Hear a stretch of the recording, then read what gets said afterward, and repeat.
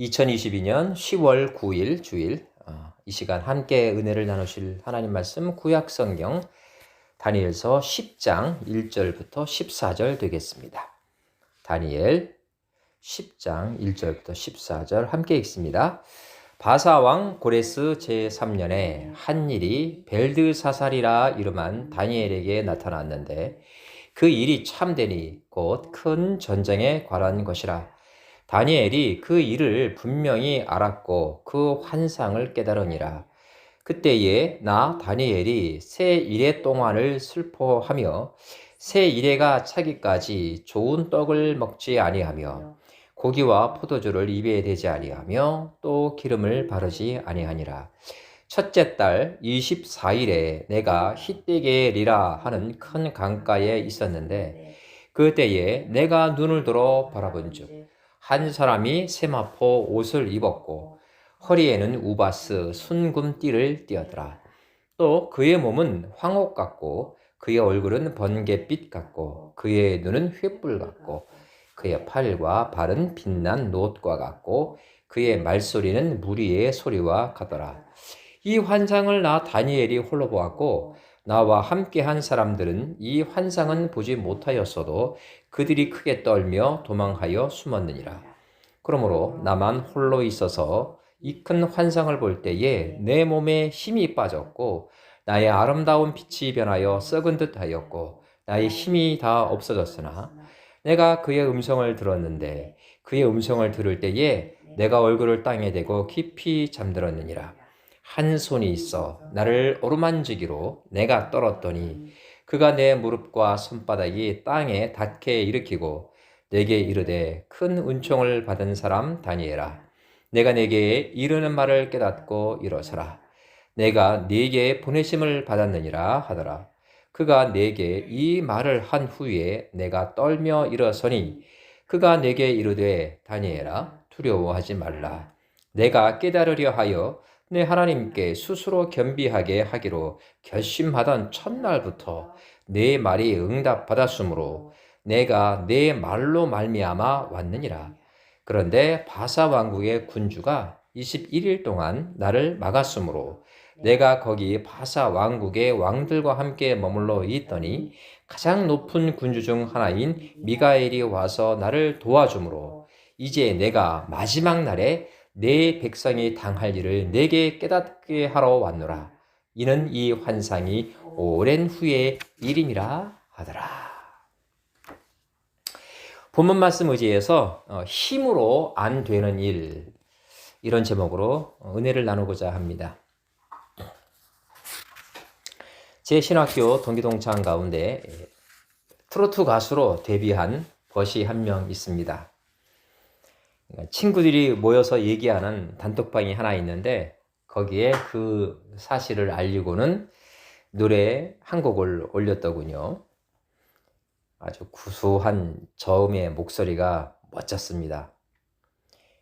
얼핏 듣기로는 옛날 그 배호씨 음색과 아주 비슷했습니다.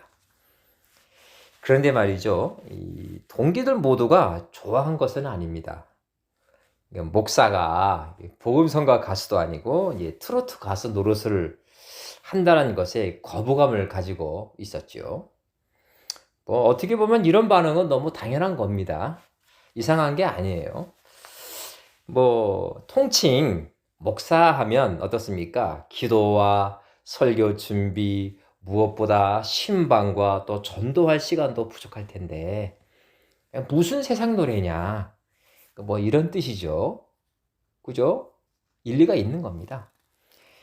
사실 저도 이런 축에 좀 살짝 든다고 할 수 있습니다. 예수를 믿는 사람이라고 해서 세상 노래를 이제 부르지 말라, 즐기지 말라, 그런 법은 없잖아요. 그러니까 일반 성도님들이야 무슨 문제겠습니까만은 이 목사라면 좀 그렇지 않나 이런 생각을 살짝 했었죠. 그런데 말입니다. 이건 제가 아주 잘못 생각한 거였습니다. 얼마 전 동기동창이 단톡방에 글을 하나 올렸습니다. 하나님께서 제게 트로트 가수를 허락하신 이유가 요즘 아주 명백해졌습니다.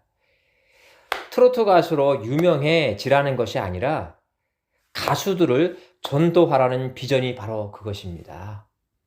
제가 벌써 트로트 가수 4명을 하나님께 인도했습니다.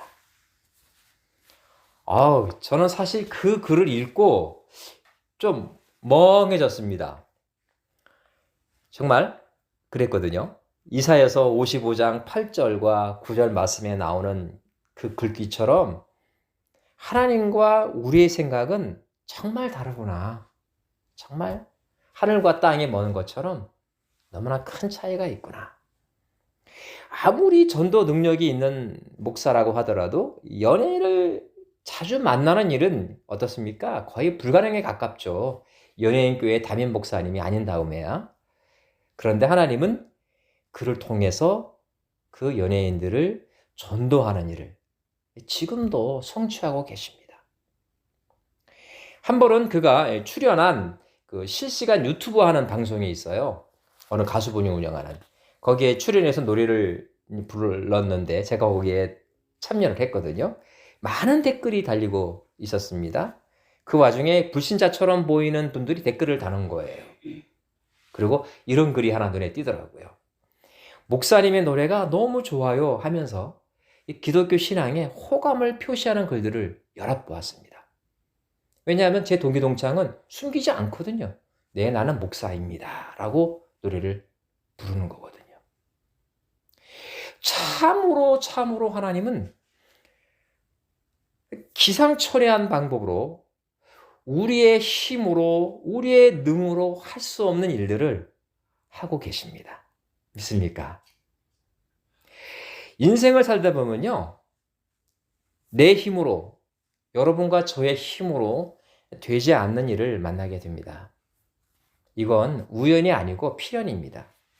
다시 말해서 어떤 사람은 운이 좋아서 평생 나쁜 일을 만나지 않고 좋은 일만 경험하며 살 수 있고, 어떤 이들은 재수가 너무 없어서 머피의 법칙처럼 하는 일마다 꼬일 수 있다. 이게 아니라는 겁니다. 누구나 예외 없이 인생길을 걷다 보면 힘든 일을 만날 수도 있는 것이 아니라 만날 수밖에 없는 겁니다. 이게 말이 좀 의미가 좀 심장해요. 잘 들으셔야 됩니다. 저 역시 적지 않은 인생길을 걸어왔습니다만 병마와 싸운 시간이 적지 않았습니다. 가난과는 더더욱 그러했습니다. 가족 사이의 갈등은 물론 이게 사랑하는 사람들을 어느 날 갑자기 저 세상으로 보내야 하는 그런 슬픔도 맛보았습니다. 이럴 때마다 느끼는 감정이 있습니다. 인생 참 어렵구나. 이런 생각입니다. 이 사람이 자신의 힘을 최대치로 발휘해서 성취할 수 있는 일이 과연 얼마나 될까요? 그죠? 글쎄요. 서울의 고급 아파트 하나 장만하고 어깨에 힘주면 그게 성공적인 삶일까요? 요즘은 정말 아파트 값이 엄청 올라서 그럴만도 하겠다 그런 생각이 들기는 합니다만 과연 그게 성공적인 삶이라고 할 수 있을까? 자식을 나름대로 열심히 키워서 스카이 대학에 보낸 다음에 안정적인 대기업에 취업시킨다거나 혹은 유학까지 보내서 대학 교수로 만들었다면 그것이 남보다 앞서가는 삶이라고 할 수 있을까요? 생각해 볼 필요가 있습니다. 좋습니다. 백보 양보해서 이재용 삼성전자 부회장이나 빌 게이츠 같이 거대한 회사를 운영하는 오너들은 정말 자신들의 힘으로 성공의 반열에 선 사람이라고 말할 수 있을까요? 한번 같이 생각해 보자고요. 저의 대답은요, 노입니다. 그것도 아주 절대적으로 말이죠. 여러분, 인생의 50%는 가정에서 이루어지는 삶입니다. 부정할 수 없어요. 시간적으로 계산해 봐도 그렇습니다. 아무리 지독한 일벌레라고 하더라도 거의 이 테두리 안에 있습니다. 요즘같이 주 5일, 요즘 심지어 주 며칠 일합니까? 주 4일 근무하는 이런 환경에선 더더욱 그러하죠. 가정에 머무는 시간이 커진다 그겁니다. 많은 시간을 집에서 자지요. 먹고 쉬는 것은 물론 가족과의 교류를 이루게 됩니다. 이런 의미에서 우리가 바라보는 유명 인사들의 삶은 가정 밖에서 이루어지는 50%만을 가지고 평가하게 된다는 것을 알게 됩니다. 부정할 수 없죠. 제가 방금 위에서 언급한 두 사람, 이재용과 빌 게이츠.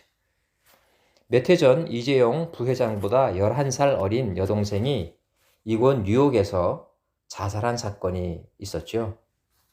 이재용 부회장이 그토록 아꼈다는 그 여동생이 그렇게 허무하게 죽었습니다.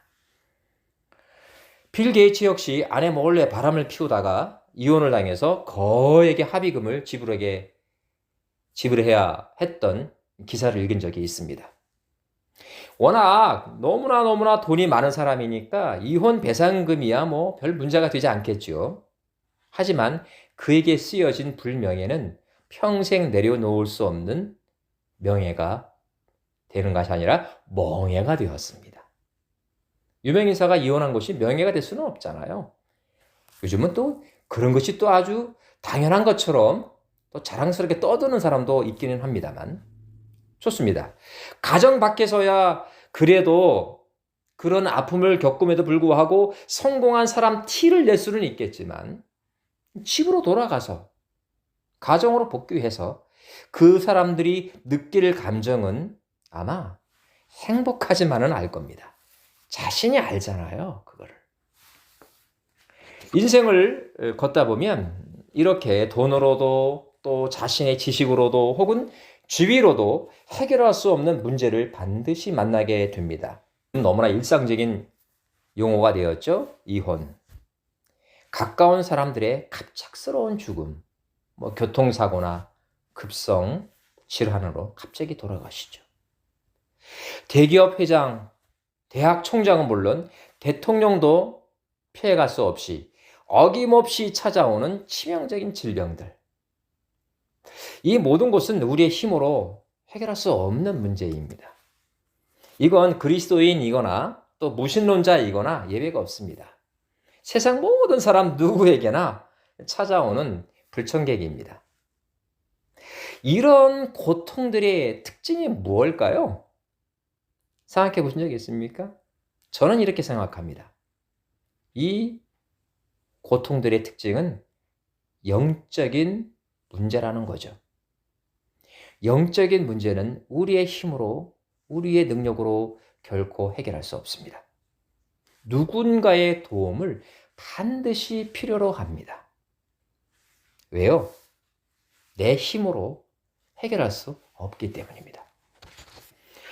제 주변의 사람들이 간혹 오해하는 부분이 하나 있습니다. 다른 건 모르겠는데 질병이 왜 영적인 문제와 연관이 되느냐? 이건 좀 아니다. 이건 좀 오바다. 이렇게 묻는 경우가 있더군요. 여러분 이거 아셔야 됩니다.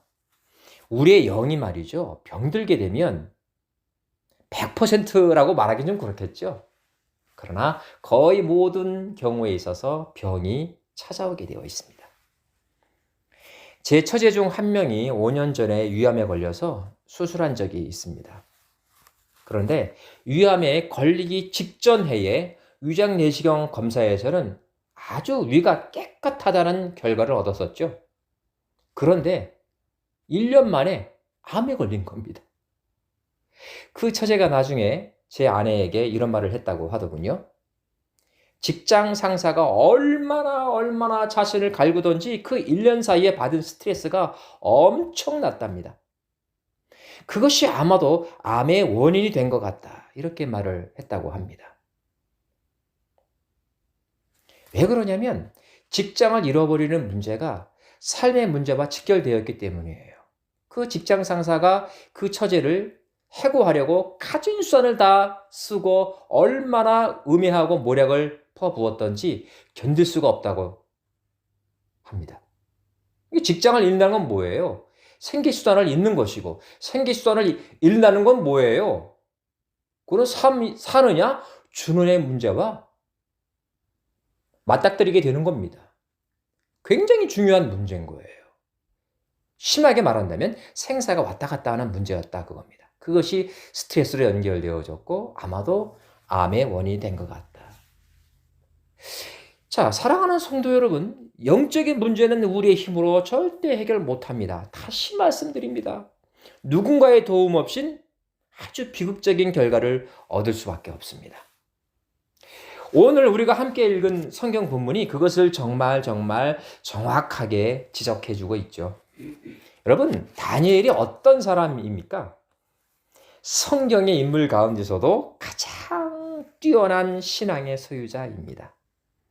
이 다니엘서 3장을 보게 되면 그의 세 친구와 함께 하나님을 믿는 신앙을 포기하지 않았다라는 그 이유로 불가마에 던져졌던 사람입니다.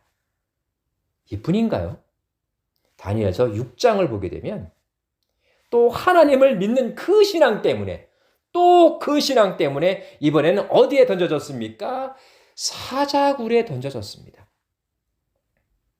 이 두 사건의 결과는 우리 모두가 너무너무 잘 알고 있습니다. 굳이 설명해 드리지 않겠습니다. 이랬던 다니엘이 오늘 본문 말씀 2절을 보니까 새 일에, 즉 21일 동안을 슬퍼하며 좋은 음식을 입에 대지 않고 하나님께 간절히 기도했다고 했습니다. 그 이유가 뭘까요? 1절을 보니까, 성경 보세요. 1절을 보니까 한 환상을 보았기 때문입니다. 자, 큰 전쟁에 관한 꿈이었는데 이것이 그의 마음속에 근심이 되었습니다. 영적 능력이 뛰어났던 다니엘이었기 때문에 그 환상이 무엇을 의미하는지 대략 알았습니다. 하지만 시원하게 그 문제를 해결할 방법을 얻을 수 없었기 때문에 마음이 답답하고 기도할 수밖에 없었습니다. 그래서 무릎을 꿇은 겁니다. 얼마나요? 그렇죠? 21일 동안. 자, 다니엘의 문제는 해결되었나요? 그렇습니다. 문제는 풀렸습니다. 언제요? 20일을 기도하는 중 마지막 날이에요? 오늘 말씀 보니까 또 그건 아닙니다. 오늘 말씀 12절을 주목해 보시기 바랍니다. 내가 깨달으려 하여 네 하나님 앞에 스스로 겸비하게 하기로 결심하던 첫날부터, 어느 날부터요? 첫날부터 내 말이 응답받았다라고 기록되어 있습니다. 다시 말해 다니엘이 기도하는 첫날에 응답이 되었는데 며칠 동안 지체가 된 겁니까? 20일 동안 지체가 되었네요. 그 사이에 무슨 일이 있었나요? 그죠? 문제가 있었죠. 13절을 다시 보게 되면 바사 왕국의 군주가 21일 동안 나를 막았으므로 내가 거기 바사 왕국의 왕들과 함께 머물러 있더니 가장 높은 군주 중 하나인 미가엘이 와서 나를 도와주었다라고 되어 있습니다. 바사 왕국, 즉 페르시아 왕국 국민들이 섬기는 우상 신들과 천국의 천사장 미가엘 사이에 영적 전쟁이 며칠 동안 있었습니까? 20일 동안 벌어진 겁니다. 베드로전서 5장 8절과 9절은 다음과 같이 말합니다. 제가 읽어드릴게요. 근신하라, 깨어라. 너희 대적 마귀가 우는 사자같이 두루두루 다니며 삼킬 자를 찾나니 너희는 믿음을 굳게 하여 그를 대적하라. 이는 세상에 있는 너희 형제들도 동일한 고난을 당하는 줄을 알미라. 우는 사자같이 두루 다니는 마귀가 믿지 않은 사람뿐만 아니라 어떤 사람들도 그리스도인들도 고난당하게 그죠? 자꾸 딴지를 건다 그 이야기입니다. 이 바사의 군주, 즉 다른 말로는 페르시아인들이 섬기는 우상신들, 이 우상신들은요 베드로가 말한 것처럼 우는 사자와 같이 두루 다니면서 삼킬 자를 찾는 마귀입니다. 또 다른 성경을 제가 소개해 드릴게요. 에베소서 2장 2절을 보게 되면 이 마귀를 어떻게 표현합니까? 공중의 권세 잡은 자. 제가 몇 달 전 설교할 때 인용했던 바로 그 성경 말씀이죠. 하늘의 스카이, 그 스카이가 아니라 공기, 즉 에어가 있는 모든 곳에 존재하는 마귀가 세상 사람들의 영적 문제를 어떻게 쥐고 있는 겁니까? 그냥 틀어주고 있는 겁니다. 그렇게 보면 정답입니다. 사랑하는 교우 여러분, 왜 이혼이 제가 모두에 말씀드렸던 그런 이혼 문제가 왜 영적 문제인지 아십니까?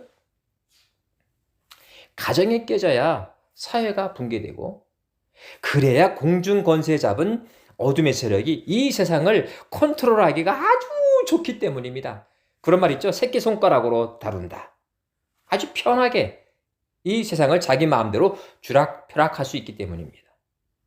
사회가 무너지면요, 무당들이 아주 바빠집니다. 전통적으로 그래요. 점집은 문전성시를 이룹니다. 요즘은요, 유튜버로 활동하는 무속인들이 엄청 늘어나고 있습니다. 그 중에는 파워 유튜버도 있어요. 이것은요, 이 사회가 건강하지 않다는 증거입니다. 반면 예수 믿는 사람들이 모인 교회가 건강하고 부흥하면 가정이 건강해집니다. 가정이 튼튼하면 마귀가 할 일이 있을까요? 없을까요? 마귀가 할 일이 없어집니다. 그래서 이혼은 정서적인 문제인 동시에 무슨 문제입니까? 영적인 문제가 됩니다. 지금 한국의 이혼율 증가가 교회의 성장률과 반비례하고 있다는 통계를 우리 그리스도인들이 심각하게 받아들일 필요가 여기에 있습니다. 여러분, 자살 역시 영적인 문제입니다. 여러분 잘 알잖아요. 대한민국의 자살률은 OECD 국가 가운데 1위입니다. 아마 연속 1위일 겁니다. 한국이 더 이상 기독교 국가라고 불리우기 어려운 이유 중에 하나입니다. 이 자살은요, 자살한 한 사람의 문제로 끝나지 않습니다. 한 사람이 자살을 하게 되면 한 가정이 붕괴합니다. 제가 과거 좋아했던 연기자가 최진실 씨인데요. 그녀는 잘 알잖아요. 자살했습니다.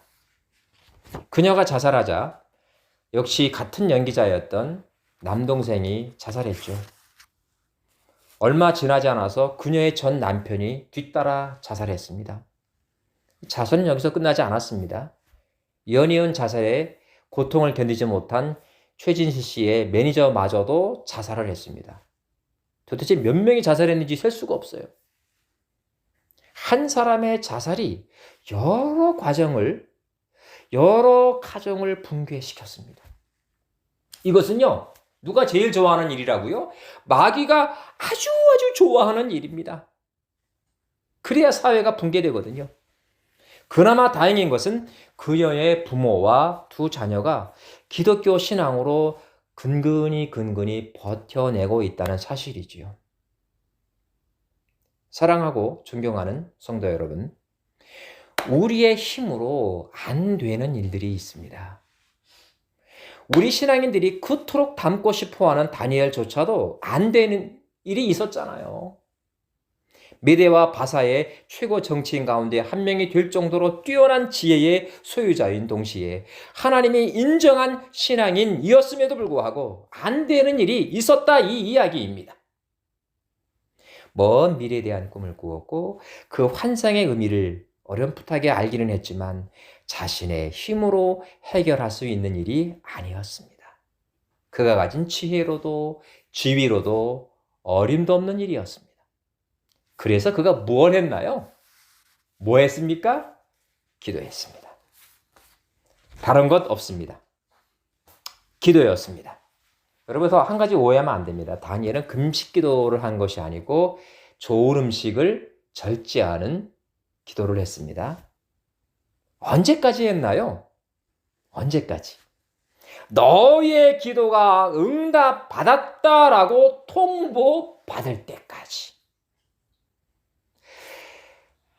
여러분, 역대 최고 신앙의 위인이었던 다니엘이 했던 일이 기도 외에는 없었다? 이 사실은 우리들에게 너무나 큰 교훈을 가져다 줍니다. 우리 중에 누군가는 다니엘이 꾸었던 비상한 종말에 관한 일로 마음속에 큰 근심이 올 수도 있고요. 또 다른 누군가는 사랑했었던 사람과의 이혼 문제로 갈등을 겪을 수도 있습니다. 혹은 몇 년 전 봉천동 달동네에서 탈북민 모자가 굶어 죽은 그 비극적 사건처럼요. 어떤 경제적인 어려움으로 인해서 그냥 죽어버릴까 삶을 포기할까? 이런 고민을 할 그 누군가도 있을 수 있습니다. 이런 다양한 형태의 영적인 갈등들은요, 우리의 삶을 직접적으로 위협합니다. 왜냐고요? 생사가 달린 문제거든요. 그런데 말이죠, 해결책은 단 하나입니다. 기도입니다. 제가 한창 신방 전도사로 일할 때 한 가정을 방문해서 들었던 이야기가 지금도 잊혀지지 않습니다. 전도사님, 참 배부른 소리 하고 있네요. 그 기도할 시간에 나가서 돈 벌라고 저에게 조언해 주는 것이 더 합리적이지 않을까요? 기도가 밥 먹여주나요? 창과 같이 날카로운 말이었습니다. 그때 제 대답이 뭐였는지 아십니까? 여러분 예상과 살짝 다를 거예요. 네, 기도가 밥 먹여줍니다. 바로 이거였습니다. 당시 저희 부부는요, 정말이지 숟가락 젓가락 한 세트 가지고 결혼했습니다. 독산동 그 시흥 옆 독산동 산 꼭대기 300만 원짜리 단칸방 전세로 신혼생활을 시작했습니다. 하지만 참 행복했습니다.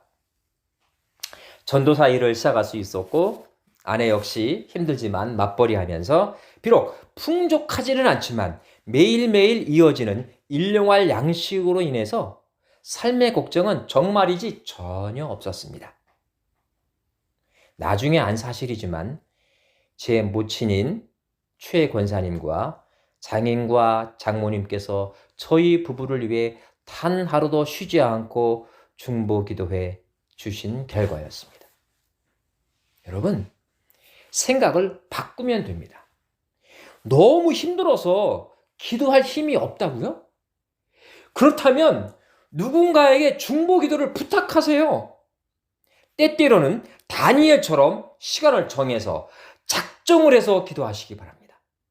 하나님께서는 그 결심 첫날에 뭐 하십니까? 응답해 주십니다.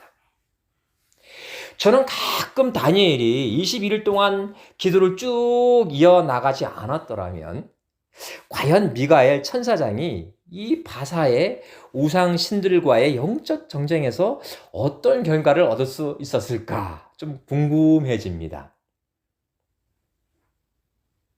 미가엘과 다니엘의 기도 협업. 이것이 어찌 보면 오늘 성경 본문의 핵심이 아닐까 이런 생각이 듭니다. 이제 마지막으로 이런 하나님의 속삭임을 여러분께 들려드리면서 오늘 말씀을 가름할까 합니다. 한 사람이면 패하겠거니와 두 사람이면 맞설 수 있나니 세 겹줄은 쉽게 끊어지지 아니하느니라. 아멘. 기도합니다. 하나님, 우리가 걸어가는 이 인생길 참 험하고 힘들다 이렇게 느낄 때가 종종 있습니다.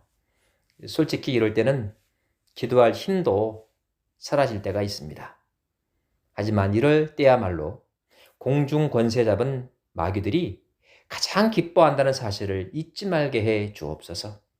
무엇보다 응답받을 때까지 기도를 쉬지 않게 해 주옵소서.